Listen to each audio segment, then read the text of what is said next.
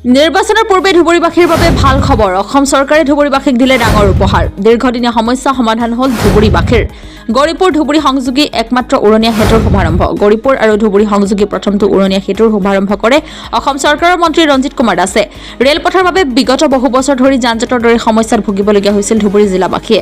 অৱশেষত অসম চৰকাৰৰ তৎপৰতাত কেইবা কোটি টকাৰে নিৰ্মাণ কৰা হয় এই উৰণীয়া সেতুৰ আজি আনুষ্ঠানিকভাৱে ৰঙা ফিতা কাটি শুভাৰম্ভ কৰে অসম চৰকাৰৰ মন্ত্ৰী ৰঞ্জিত দাসে। এই উৰণীয়া সেতুৰ শুভাৰম্ভ কৰাৰ পাছতে ৰাইজৰ মুখত আনন্দ উল্লাস কৰা দেখা যায়।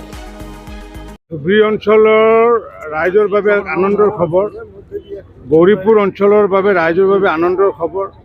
মাননীয় প্ৰধানমন্ত্ৰী নৰেন্দ্ৰ মোদী ডাঙৰীয়াৰ যি বলিষ্ঠ আশীৰ্বাদ আৰু লগতে মুখ্যমন্ত্ৰী ডক্টৰ হিমন্ত বিশ্ব শৰ্মা ডাঙৰীয়াৰ বলিষ্ঠ নেতৃত্বত যি অসমত অভাৰব্ৰিজ ঘাইপথ নিৰ্মাণৰ যি উন্নয়নৰ যি গংগা বৈছিলে, কেইবা হাজাৰ কিলোমিটাৰ ঘাইপথ নিৰ্মাণ কৰাৰ লগতে কেইবা ইতিমধ্যে অসমত অভাৰব্ৰিজ নিৰ্মাণ কৰা হ'ল। আৰু তাৰ ভিতৰত আমাৰ এই ধুবুৰীৰ গৌৰীপুৰত আজি অভাৰব্ৰিজখন নিৰ্মাণ কৰি তেখেতে নিৰ্মাণ কৰাৰ দায়িত্ব লৈছিলে।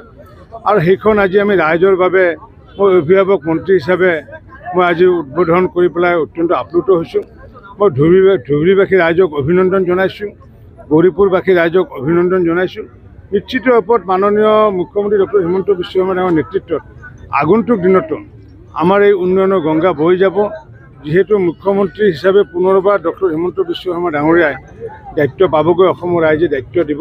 গতিকে আগন্তুক দিনত এই ধুবুৰী অঞ্চলৰ যিখিনি কৰিবলগীয়া কাম আছে সেইখিনি কাম নিশ্চিত ৰূপত আগন্তুক দিনতো কৰিব পৰা যাব। কিমান টকা ব্যয়েৰে ইতিমধ্যে 70 কোটি টকা ব্যয়েৰে এই অভাৰব্ৰিজ নিৰ্মাণ কৰা হৈছে।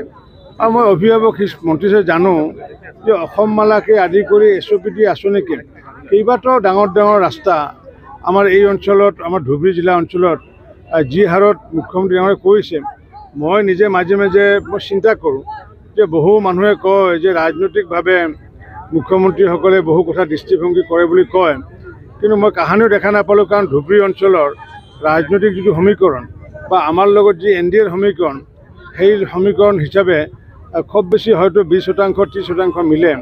তাৰপিছতো যে across the political line, across the caste and community যে ডেভেলপমেণ্ট জনসাধাৰণৰ স্বাৰ্থত যি কৰিলে, আৰু সেইটোৰ দ্বাৰাই প্ৰতিমান কৰিব পাৰোঁ যে প্ৰকৃত অৰ্থতে ডক্টৰ হিমন্ত বিশ্ব শৰ্মা ডাঙৰীয়া এজন জননেতা, আৰু জননেতাৰ গুণটো থকাৰ বাবে তেখেতে সৰ্বস্পৰ্শী সৰ্বব্যাপী আঁচনিৰে সমগ্ৰ অসমত তেওঁ স্পৰ্শ কৰিবলৈ সক্ষম হৈছে।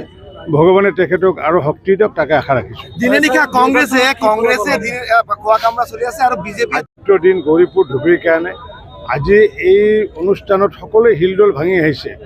আজি বিজেপি ভাৰতীয় জনতা পাৰ্টীয়ে হওক, অসম গণ পৰিষদে হওক, আজি কংগ্ৰেছ দলে হওক বা UDF হওক, গতিকে আজি আমি ৰাজনৈতিক আলোচনা কৰাতকৈ আজি আমি সকলোৱে একেলগে যে মাননীয় মুখ্যমন্ত্ৰী ডক্টৰ হিমন্ত বিশ্ব শৰ্মা ডাঙৰীয়াই যাতে পুনৰবাৰ যাতে মুখ্যমন্ত্ৰী দায়িত্ব ল'ব পাৰে, তাৰে কাৰণে আচলতে আজি ধুবুৰীবাসীয়ে আশীৰ্বাদ দিব লাগে।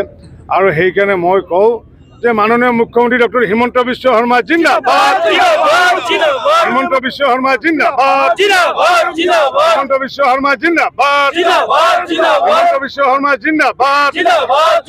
আমি ধুবুৰীৰ পৰা আপোনাক জনাইছো আশীৰ্বাদ, হিমন্ত বিশ্ব শৰ্মা জিন্দাবাদ, আমি ধুবুৰীবাসীয়ে দিছো আশীৰ্বাদ।